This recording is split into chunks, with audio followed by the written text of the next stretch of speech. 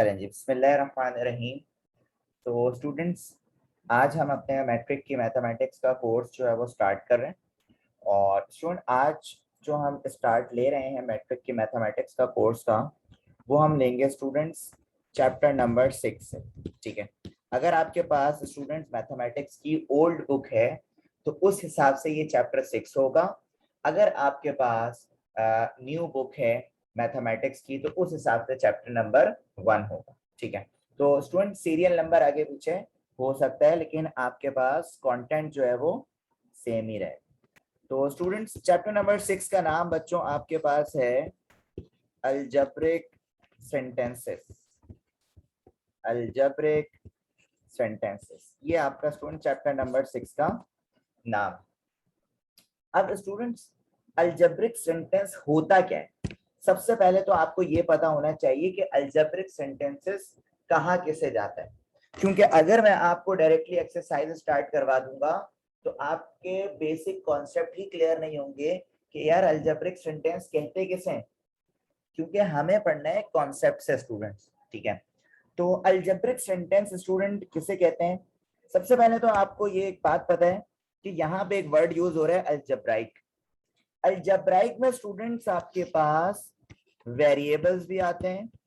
ठीक है, और इसी तरह स्टूडेंट्स आपके पास कांस्टेंट्स भी आते हैं, और इसी तरह आपके पास सिंबल्स भी आते हैं जिन्हें आप बेसिक ऑपरेशंस कह रहे हैं, just like plus, minus, multiply, divide.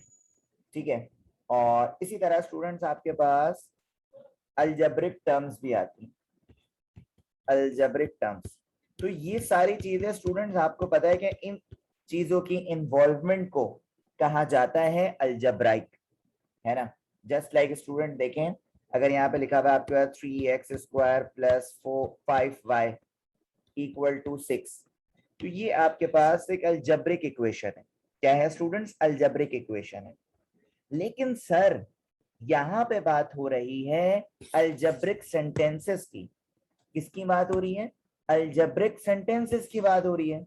तो सर, अलजेब्रिक सेंटेंसेस किसे कहा जाता है? तो बच्चों, मैं आपको डेफिनेशन से प्रूव करता हूं कि अलजेब्रिक सेंटेंसेस जो है वो किसे कहा जाता है। सो स्टूडेंट देखें, when algebraic expressions, when algebraic expressions, algebraic expressions are associated, are associated with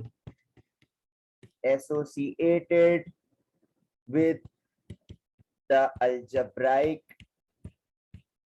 algebraic conditions। तो स्टूडेंट्स, इधर से आपको क्या पता लग रहा है कि अलजेब्रिक एक्सप्रेशंस जो है अगर वो एसोसिएटेड हो किससे? अलजेब्राइक कंडीशन से। अब आप पूछेंगे सर अलजेब्राइक कंडीशंस किसे कहते हैं? तो बेटा अलजेब्राइक कंडीशंस कहते हैं हम इसको, इक्वल टू के साइन को, या ग्रेटर देन, लेस देन, या ग्रेटर देन इक्वल टू, या लेस देन इक्वल टू। तो स्टूडेंट, इस तरह के सिंबल्स अगर आपके पास अलजेब्राइक इक्वेशंस में यूज किए जाएं, इस तरह के इक्वेशंस अगर अलजेब्राइक इक्वेशंस में यूज किए जाएं स्टूडेंट्स, तब आपके पास then we obtain algebraic sentences। तब स्टूडेंट्स आपके पास जो सेंटेंसेस होंगे उन सेंटेंसेस को हम बोलते हैं स्टूडेंट्स अलजेब्राइक सेंटेंसेस। ठीक है, मिसाल के तौर पे बच्चों, मैंने एक एग्जांपल के तौर पे यहाँ पे लिख दिया कि 3x ग्रेटर देन 4y, इस तरह की एक एग्जांपल दे दी मैंने। ठीक है, इसी तरह एक और एग्जांपल स्टूडेंट मैंने दे दी कि भाई 3x प्लस 5y इक्वल है 5x के। तो स्टूडेंट्स, जिस सेंटेंसेस में इस तरह के साइंस आपको नजर आ जाएं तो आप समझ जाइएगा ये अलजेब्राइक सेंटेंसेस हैं। ये क्या है स्टूडेंट्स? अलजेब्राइक सेंटेंसेस हैं। ठीक है, क्या आपको पहले मुझे बताएं कि ये क्लियर हुआ? कि अलजेब्रिक सेंटेंस किसे कहते हैं?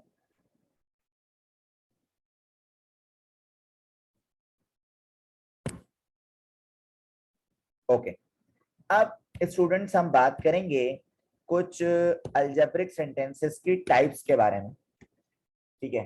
तो स्टूडेंट्स अगर मैं आपसे बात करूं types of algebraic sentences, types of algebraic sentences, कि हमारे पास अलजेब्राइक सेंटेंस की कितनी टाइप्स हैं? तो बच्चों एक हमारे पास होता है true statement, true sentences, true sentences. एक स्टूडेंट हमारे पास होता है फॉल्स सेंटेंसेस, फॉल्स सेंटेंसेस। और इसी तरह स्टूडेंट्स एक हमारे पास होता है ओपन सेंटेंस। तो हमारे पास तीन टाइप्स स्टूडेंट्स मौजूद हैं अलजेब्राइक सेंटेंस की, ठीक है? अब वो जो तीन टाइप्स हैं स्टूडेंट, आइए इसको हम देखें कि ट्रू सेंटेंस कौन से होते हैं। स्टूडेंट्स ट्रू सेंटेंस वो सेंटेंसेस होते हैं जिसमें आपको पता हो कि ये स्टेटमेंट ट्रू है। फॉर एग्जाम्पल बच्चों देखें, जस्ट लाइक मैंने लिखा 4x minus 2x equal to 2x, तो ये जो स्टेटमेंट आपके पास नजर आ रही है, ये जो आपके पास सेंटेंस नजर आ रहा है, ये बिल्कुल ट्रू है। सर कैसे? 4x में से अगर आप माइनस करेंगे 2x तो सर इक्वल टू कितना आएगा? 2x ही आएगा। तो इसीलिए स्टूडेंट्स ऐसे सेंटेंसेस को हम क्या कहते हैं? ट्रू सेंटेंसेस कहते हैं। इसी तरह अगर मैं आपसे बात करूं फॉल्स सेंटेंसेस, तो बच्चों फॉल्स सेंटेंसेस में ऐसे सेंटेंस जिनका आंसर आपके पास रॉन्ग है, जैसे 4z divided by z equal to 1। अब स्टूडेंट आपको भी पता है कि अगर z से z आप कैंसिल करेंगे तो 4 आएगा आंसर, 1 तो नहीं आएगा, है ना? तो सर इसीलिए ये आपके पास फॉल्स आंसर है, इसीलिए हम इसे बोलेंगे कि ये हमारे पास फॉल्स सेंटेंस है। इसी तरह स्टूडेंट्स अगर मैं आपसे बात करूं ओपन सेंटेंसेस की, तो बच्चों ओपन सेंटेंस आपके पास वो सेंटेंस होते हैं स्टूडेंट्स जिसमें आप डिपेंड कर रहे हो वेरिएबल पे। मतलब स्टूडेंट्स अगर मैं आपसे कहना चाहूं तो मैं ये कहूंगा कि कैन बी ट्रू और फॉल्स, दोनों तरह आपके पास ट्रू भी हो सकते हैं और फॉल्स भी हो सकते हैं। जैसे एग्जाम्पल के तौर पर स्टूडेंट अगर मैं आपसे बात करूं, मैंने यहाँ पे लिखा 7 माइनस 1 इक्वल टू y, ठीक है? और अगर मैं स्टूडेंट्स यहाँ पे y की जगह पुट कर दूं 1, तो बेटा 7 minus 1 equal to 1, 7 minus 1 equal to कितना होगा? 5 इक्वल टू 1। तो स्टूडेंट्स आप मेरी बात को जरा समझें कि सर ये क्या हो रहा है? फॉल्स आंसर है, क्योंकि 5 नॉट इक्वल टू 1 होता है। इसी तरह अगर मैं पुट कर दूं स्टूडेंट y की जगह 6, तो sir 7 minus y equal to 1 और 7 माइनस 6 इक्वल टू 1, अब आ गया 1 इक्वल टू 1। तो एक स्टेटमेंट स्टूडेंट फॉल्स आ रही है, एक स्टेटमेंट ट्रू आ रही है, लेकिन स्टूडेंट्स ये दोनों आंसर्स डिपेंड कर रहे हैं y की वैल्यू पे। डिपेंड किस में कर रहे हैं स्टूडेंट? y की वैल्यू में। तो स्टूडेंट्स ऐसे सेंटेंसेस जो आपके पास वेरिएबल पे डिपेंड कर रहे हो, तो ऐसे सेंटेंसेस को कहा जाता है ओपन सेंटेंसेस। क्या कहा जाता है स्टूडेंट्स? ओपन सेंटेंसेस कहा जाता है, ठीक है? सो स्टूडेंट्स आई होप आपको अलजेब्राइक सेंटेंस क्लियर समझ आ गया होगा और इसकी टाइप्स भी क्लियर समझ आ गई होंगी, ठीक है? अब स्टूडेंट्स आप मुझे आंसर दीजिएगा, कुछ एग्जांपल्स हैं और आप लोग मुझे बताएंगे कि इसमें से कौन सा ओपन है, कौन सा फॉल्स है, कौन सा ट्रू है। जैसे एग्जांपल नंबर 1 स्टूडेंट्स आपके पास है 4x माइनस 3 इक्वल टू 1। तो और एग्जांपल नंबर 2 स्टूडेंट्स आपके पास है 2 plus a equal to a। इसी तरह एग्जांपल नंबर 3 आपके पास है 5x ग्रेटर देन 4। और स्टूडेंट्स एग्जांपल नंबर 4 आपके पास है 3x plus 4x equal to 7। बताओ भाई मुझे, पहली स्टेटमेंट आपको ट्रू लग रही है या फॉल्स लग रही है या ओपन लग रही है? जल्दी से मुझे आंसर दें।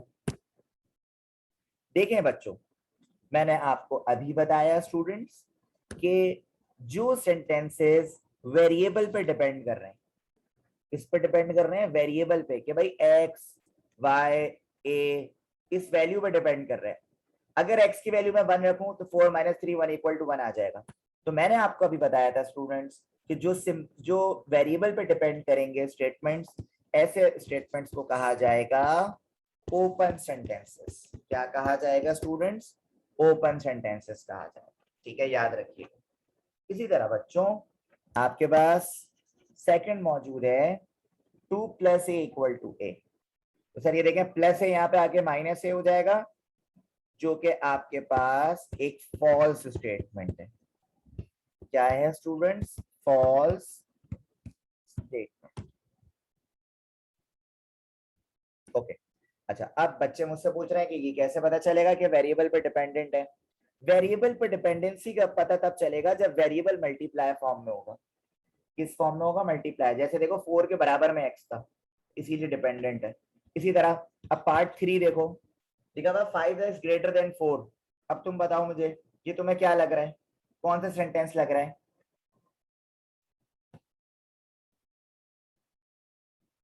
वेरी गुड सर, ये ओपन सेंटेंस है क्योंकि ये वेरिएबल पे बेस्ड कर रहा है, तो इसीलिए आप यहां लिखेंगे ओपन सेंटेंस।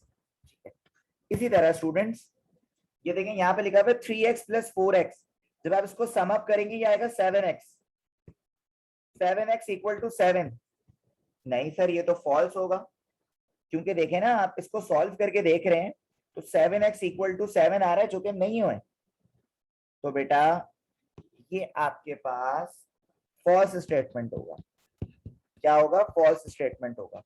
देखें एक बात याद रखिएगा कि इसमें कंफ्यूज नहीं होइएगा कि कौन सा ओपन है कौन सा फॉल्स है। मैं आपको एक और पहचान बता देता हूं यहाँ पे, कि आप थोड़ा सा सॉल्व करके देख लीजिएगा। अगर थोड़ा सा सॉल्व करने के बाद भी वो गलत आ रहा है स्टूडेंट, मतलब इक्वल टू, दोनों आंसर इक्वल नहीं आ रहे, तो आप समझ जाए स्टूडेंट्स यहाँ पे फॉल्स स्टेटमेंट होगा।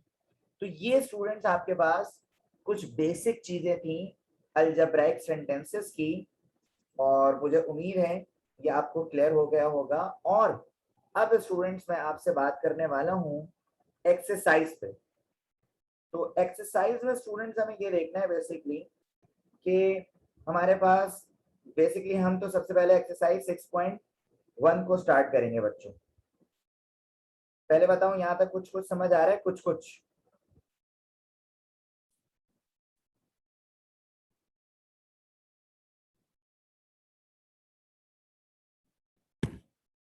और एक बात याद रखना है आपने स्टूडेंट्स, कि जितनी भी वर्किंग आपकी होगी आप एक रजिस्टर में जो है उसको कॉपी करेंगे, ताकि आपका एक अलग ही रजिस्टर जो है वो बन जाए आपका मैथ्स का।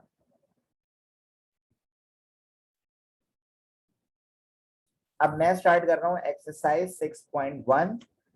और एक्सरसाइज 6.1 में स्टूडेंट्स जो आपके पास क्वेश्चन नंबर 1 है वो है, मैंने यहाँ पे हेडिंग मेंशन कर दी, एक्सरसाइज 6.1। और 6.1 में बच्चों क्वेश्चन नंबर 1 आपके पास है, सॉल्व द फॉलोइंग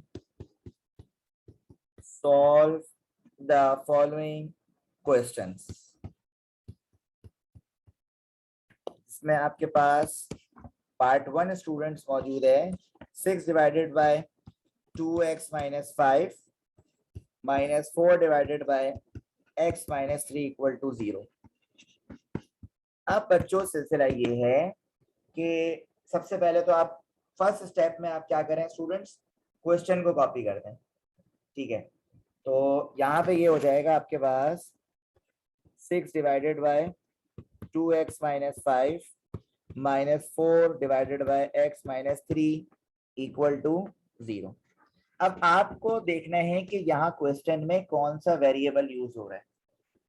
तो आपने देखा कि क्वेश्चन में आपके पास एक्स वेरिएबल यूज हो रहा है, तो जो वेरिएबल स्टूडेंट्स आपके पास यूज हो रहा हो आपने उसी की वैल्यू को फाइंड आउट करना है। ठीक है, आप चाहे इसको एलसीएम लेके भी कर सकते हैं या आप चाहे इस तरह भी कर सकते हैं, माइनस की पूरी वैल्यू को आपने इस तरफ शिफ्ट करा दिया, तो ये हो जाएगा 6 divided by 2x minus 5 equal to 4 divided by x minus 3। तो अब करेंगे क्रॉस मल्टीप्लीकेशन। ठीक है, जब क्रॉस मल्टीप्लीकेशन करेंगे स्टूडेंट्स तो 6 मल्टीप्लाई बाय x माइनस 3 और 4 मल्टीप्लाई बाय 2x माइनस 5। तो 6 को आप इस ब्रैकेट से मल्टीप्लाई जब करेंगे तो ये हो जाएगा 6x माइनस 6 3 18। इसी तरह 4 2 8x प्लस माइनस माइनस 4 5 20। तो इसी तरह आप देखें 6x छोटा है और 8x बड़ा है। आपको इस बात का पता है स्टूडेंट के छोटी वैल्यू हमेशा बड़ी वैल्यू के पास जाती है। तो बेटा ये देखें 8x माइनस 6x और माइनस का 18 और माइनस का 18 बड़ा है और माइनस का 20 छोटा है, तो माइनस का 20 यहाँ पर आकर हो जाएगा प्लस का 20। तो 20 माइनस 18 2 इक्वल टू 2x। और आप इसको इस तरह कर लें बेटा 2x इक्वल टू 2, x निकालना है तो 2 डिवाइडेड बाय 2। जब आप कैंसिल आउट कर देंगे बच्चों तो आपके पास x इक्वल आ जाएगा किसके 1। तो ये आपका आंसर हो जाएगा जो कि आपने लिखना है सॉल्यूशन सेट में। आपने यहाँ पे 1 लिख दिया आंसर। चलो जल्दी से मुझे बताओ पार्ट 1 क्लियर हो गया? आसान सा था।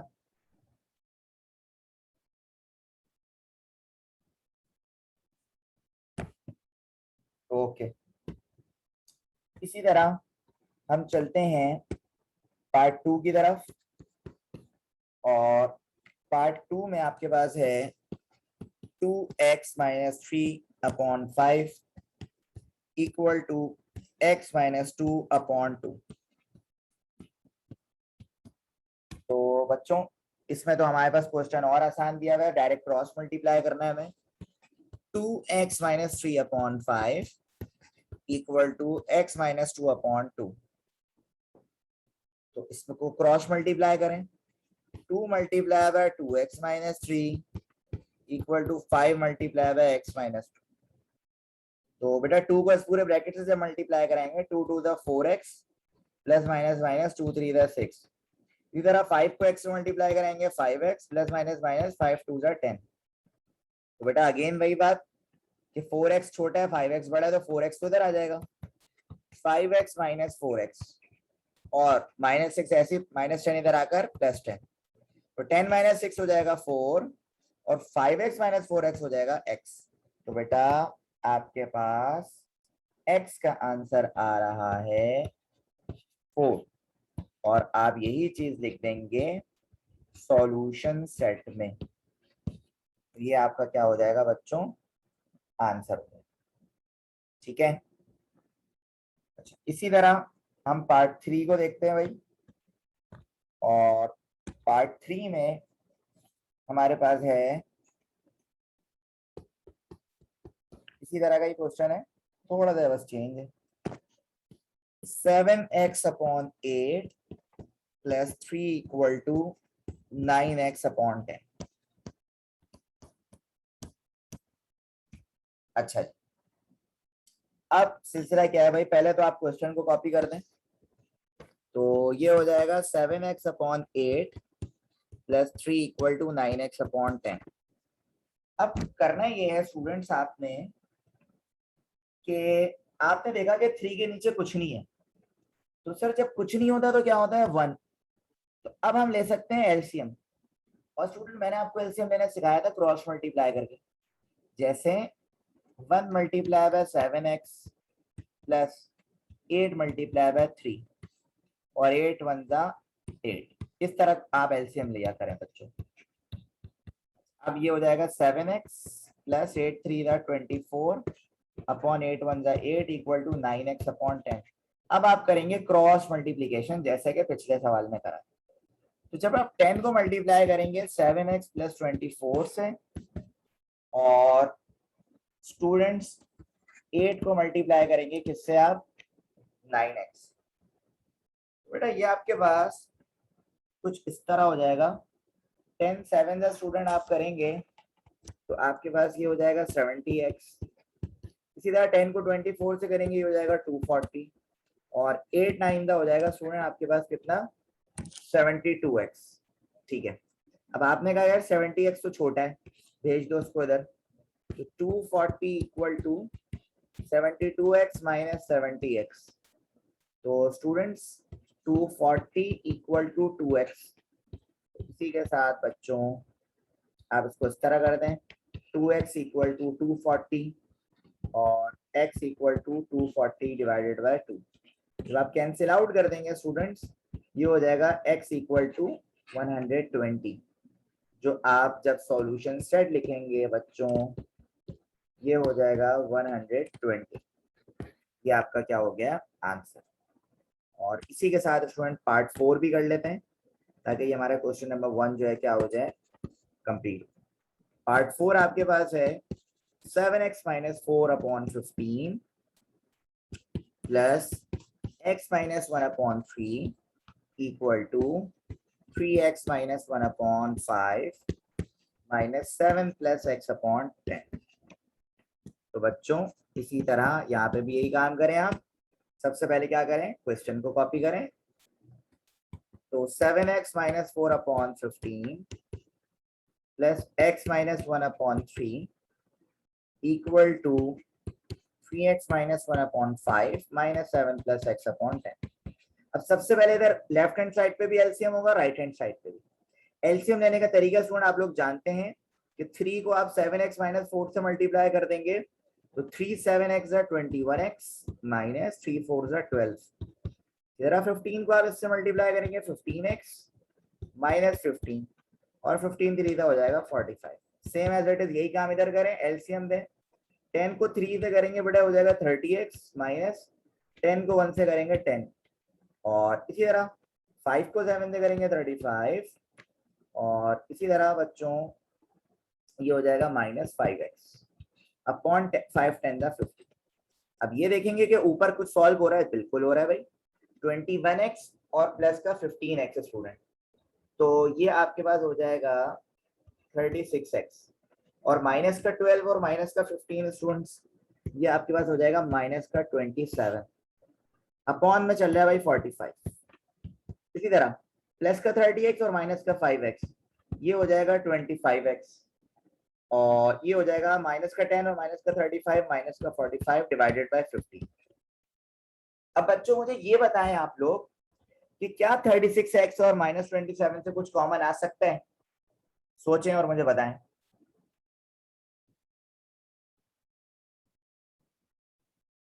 थर्टी सिक्स और 27 किसके टेबल में आते हैं?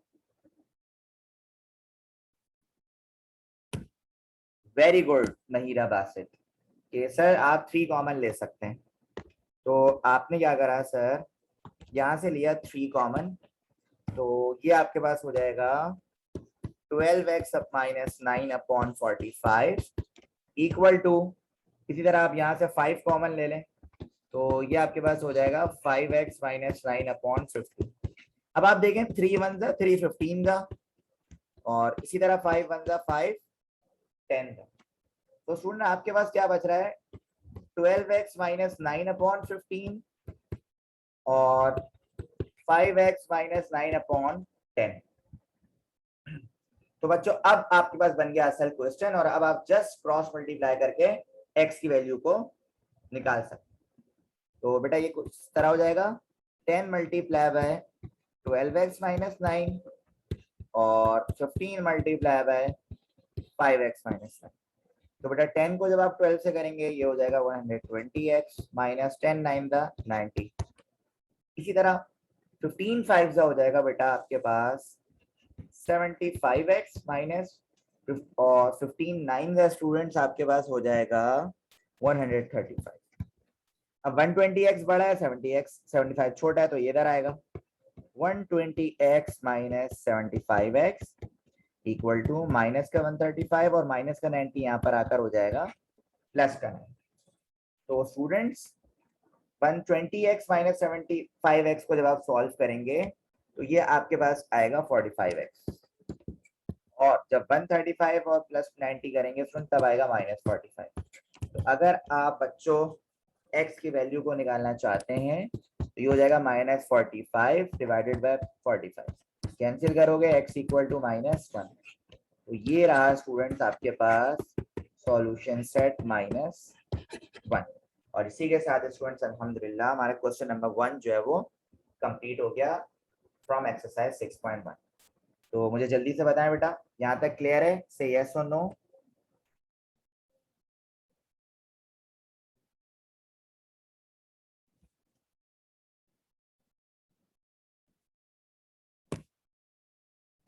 चलें, वेरी गुड बच्चों।